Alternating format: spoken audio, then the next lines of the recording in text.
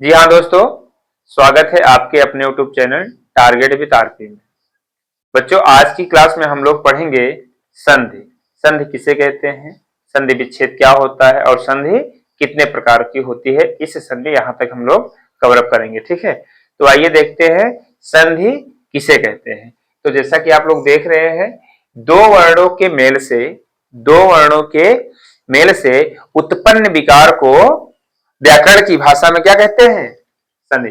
दो वर्णों के मेल से उत्पन्न विकार को व्याकरण की भाषा में हम लोग संधि कहते हैं। जैसे विद्या धन आलय, विद्या धन आलय क्या हुआ, विद्यालय। ठीक है, विद्या अलग है, आलय अलग है।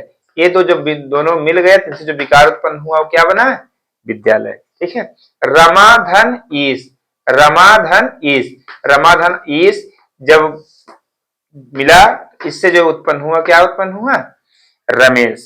ठीक है, अब है संधि विच्छेद। संधि विच्छेद किसे कहते हैं, तो कह रहा जो शब्द संधि से बने हैं, जो शब्द संधि से बने हैं उनके खंडों को अपने पूर्ण रूप में लिखना ही संधि विच्छेद कहलाता है।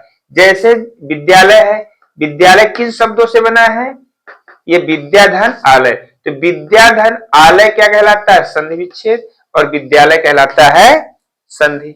रमाधन ईश, रमाधन ईश क्या कहलाता है, संधि कहलाता है, ओ संधि विच्छेद कहलाता है, और रमेश क्या कहलाता है, संधि कहलाता है।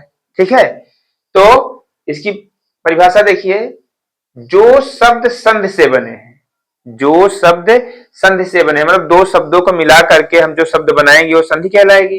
ठीक है, बने हैं उनके खंडों को अपने पूर्ण रूप में लिखना ही संधि विच्छेद कहलाता है।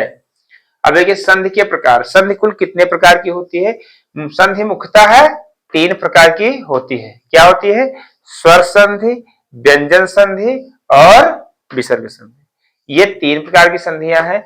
अब इन संधियों में हम लोग एक एक संधि को पूरी विस्तार से पढ़ेंगे। स्वर संधि, व्यंजन संधि और विसर्ग, तीनों को हम विस्तार से पढ़ेंगे। बहुत सारे एग्जाम्पल्स आपको करवाए जाएंगे।